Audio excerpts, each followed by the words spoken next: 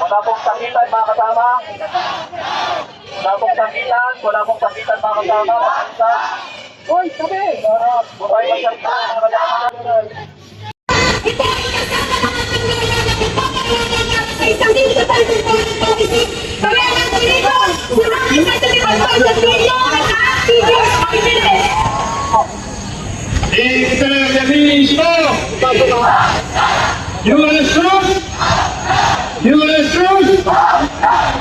Magandang umaga mga kasama. Una, paalam na pagbati mula sa Koalisyong Mga Bayan, mula sa Active Church Party List, sa Kabataan Party List, at sa Gabriela Binelli Party. Actually, ako po si Anton Pintillo, pinatawalan ng Active Church Party List. Pag-usapan po natin, US at China. No? Parehong imperialista, tama ba? Tama, pero ano ang kaibahan? Ngayon, titignan natin ng media, titignan natin ng SOCMED, nakaturo o tinuturo ang galit ng sambayanang Pilipino sa China. Kapag tuloy, magalit. Oh. Bakit? Paghambing natin ang kasaysayan ng imperialismo ng US at ang imperialismo ng China sa ating bansa. Ang China, anong ginagawa? Inahagaw ang ating karagatan. Tama ba? Sa West Philippine Sea, malinaw na ang sinabi ng ating karagatunin. Wala anumang batayan. Ang claim ng China na may soberanya sila sa ating karagatan sa West Philippine Sea. Ating ang exclusive economic zone na karagatan sa paligid ng ating mga isla kasama ang West Philippine Sea.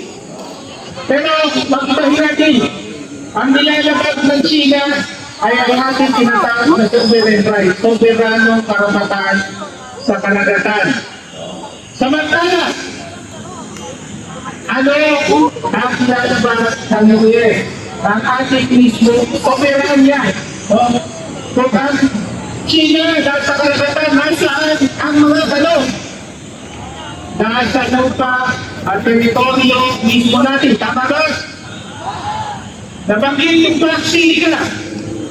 Magtatayo raw ng pasilidad, manufacturing para sa AI. Manufacturing at pakulina para sa AI ng mga korporasyon ng US. Unang-una na ang Palantir. So, saan ba ginagamit ng US ang AI na ito? Ang AI ng Palantir, ginagamit ko sa mga imperialistang gera ng US. Tinawag ng Palantir mismo, corporation ito, o Defense Corporation na gumagamit ng AI. Tinawag nila ang gera sa Iran bilang una raw na AI war. Bakit daw? Dahil ginamit ang sistemang AI para magbuo ng mga target. Libo-libo mga target na pinumba ng US at Israel sa mga unang araw ng gera ng US sa Iran. Anong resulta ng AI targeting na ito? Nabalitaan nyo ba yung binomba ng US, 3 beses na binomba na eskwelahan sa Iran? Pumatay ng 235 na batang babae, all girls too. Yan ang buga ng AI-powered war ng imperialismo US. At yan ang pagsisindihan ng paksika na naisitayo ng US sa New Clark City. Gamit ang ating mga critical na mineral, pagbibila at gamit ang murang lakas paggawa o pagsasamantalahan ng mga korporasyon ng US. Bilang yun, ano ang gusto ng US sa pagsilika sa kanilang AI? Sabi nila, bigyan nyo kami ng diplomatic immunity. Sa AI hub na ito, hindi raw hihiran ang batas ng Pilipinas. Kung hindi, batas daw ng US, no? Payag pa po, no? Yan ang ibig namin sabihin, no? Dahil imperialist ng US ay di hamak na mas pasahod. No? Hindi lang taksita. Ano pa ang magagalak at ginagawa na nila? Magtatayo sila ng fuel depot sa Davao. Mahigit 1 milyong parilis na gasolina para sa kanilang mga barko ng US Navy at para sa kanilang mga aeroplano, airport. No? Tama-tama tayo, kamusta. Wala daw tayong fuel reserve. Ang gusto ng mga Amerikano, gamitin ang ating teritoryo para sa sarili nila gasolina at diesel para sa kanilang pagtigera. Mga tupuko na makailan sa banita natin, ginamit ang ating teritoryo para tekinin ang kanilang Tomahawk missile. Nagpaputok sila ng kanilang missile sa Tacloban by target ng Nueva Ecija. Unang beses na nangyari ito.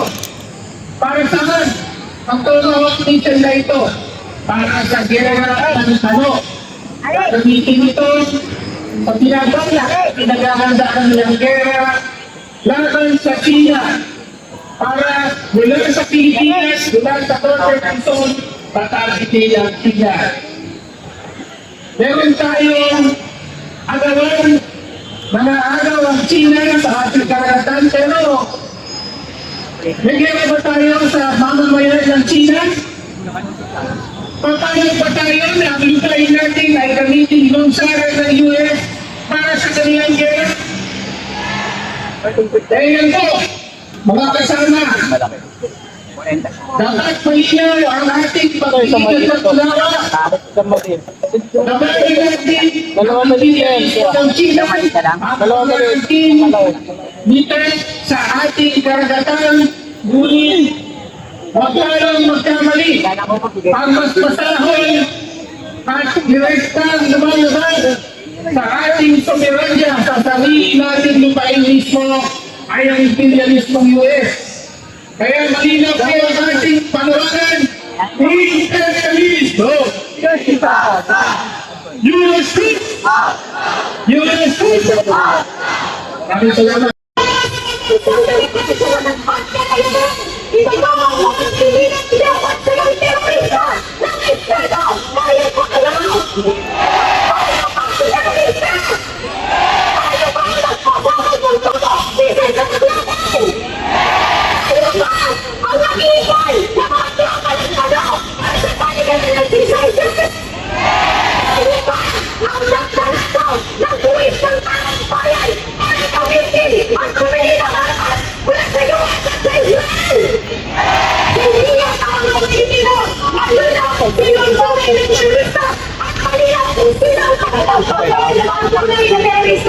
Hindi ang mga ibigit ng lakas. Ang magtatawag ng teresa.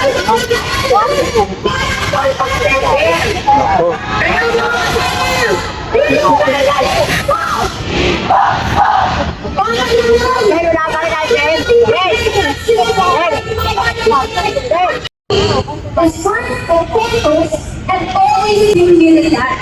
Ang kapag sinabi natin militante, ang mga bata military ay hindi at imperialista na pinakita ang impunimasyo. Pero nakakasama sa kondisyon ng ating lipunan ngayon, mayasap ng Pilipinas na sumalit na nagtilang ang mamamayang Pilipino. Alam niyo ba kung bakit? Ito ay dahil sa imperialismo.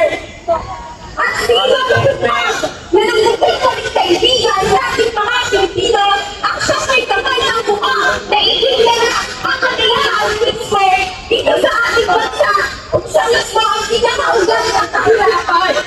Mga kasama, hindi ba maalam natin ngayong araw mismo sa mundo ng ating kasaysayan ang picture ng ating pagiging walang-Pilipinas bilang isang Pilipinas.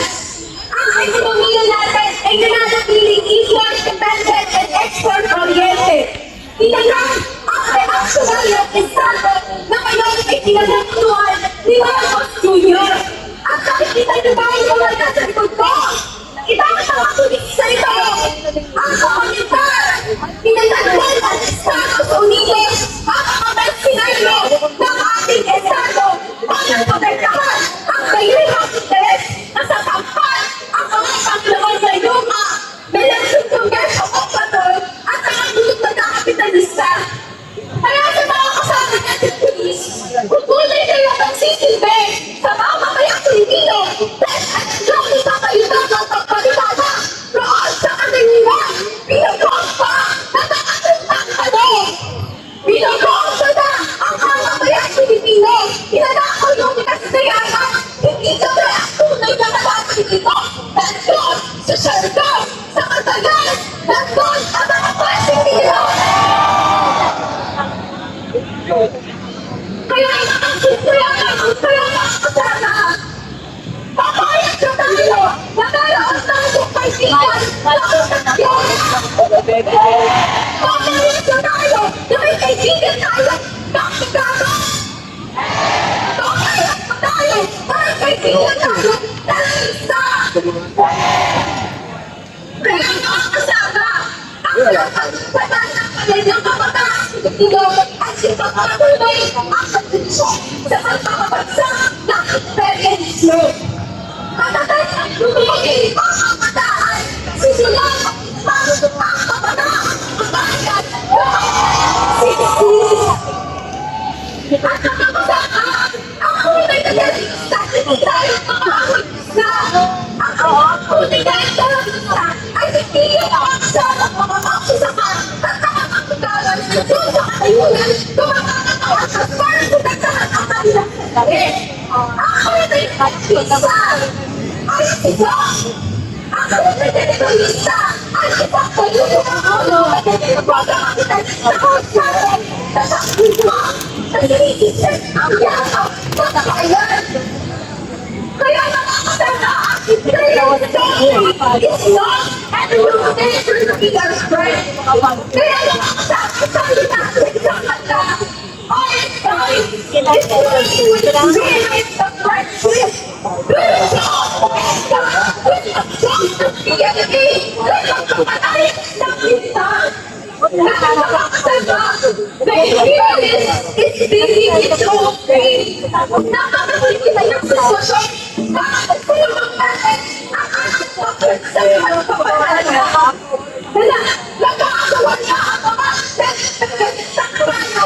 Patulang ng UN, ng China, kung sino na ang mga kaya nagsisisuman ng lahat.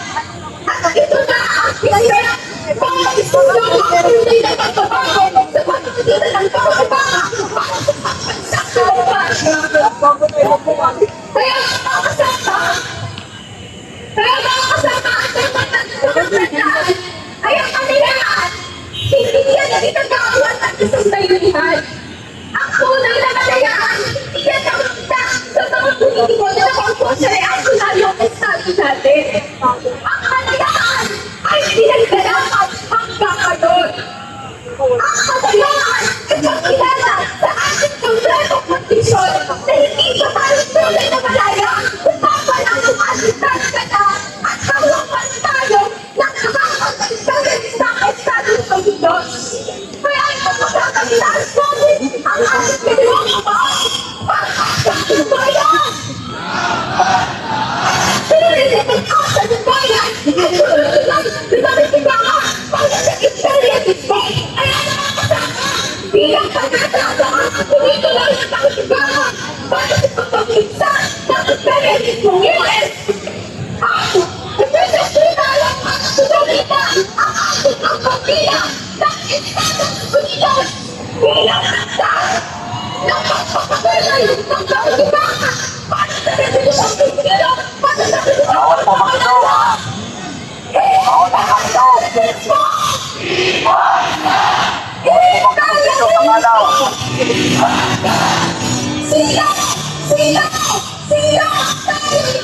Awan po sa kanaw. Siyempre, marami natin yung fighter.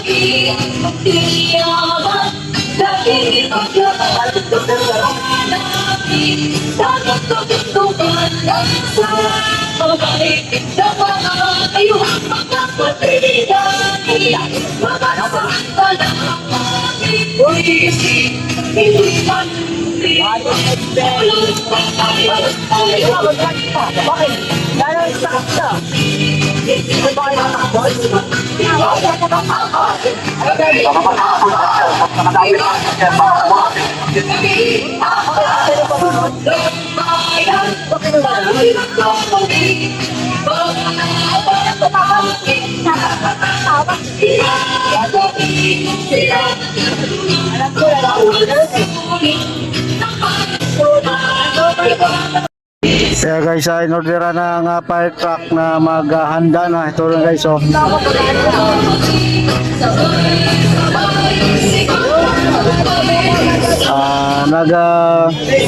Nagasunog kasi sila, so bawal daw magasunog dito sa Calao. Ngayon ay hinanda na ang fire truck, kaya no.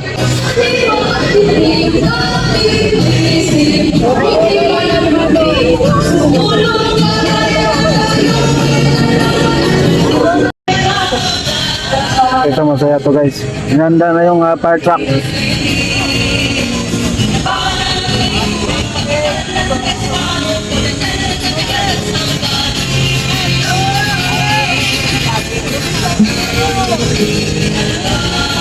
So itong rally na to guys ay sinunod nila or sinabay nila sa Independence Day ngayong July 4 ng US.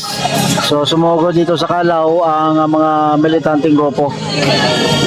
Nandito rin ang mga kapulisan natin para magbantay, para iwasang umabot sila sa US Embassy, kasi ang US Embassy guys ay malapit lang dito, mga 100 meters away from Calao.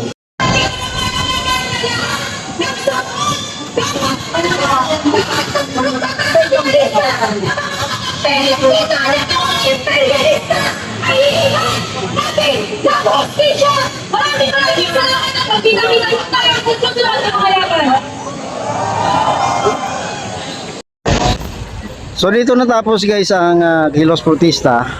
So ang ating mga kapulisan, bantay sarado po ang Calao, kaliwat kanan po yan. Yan oh.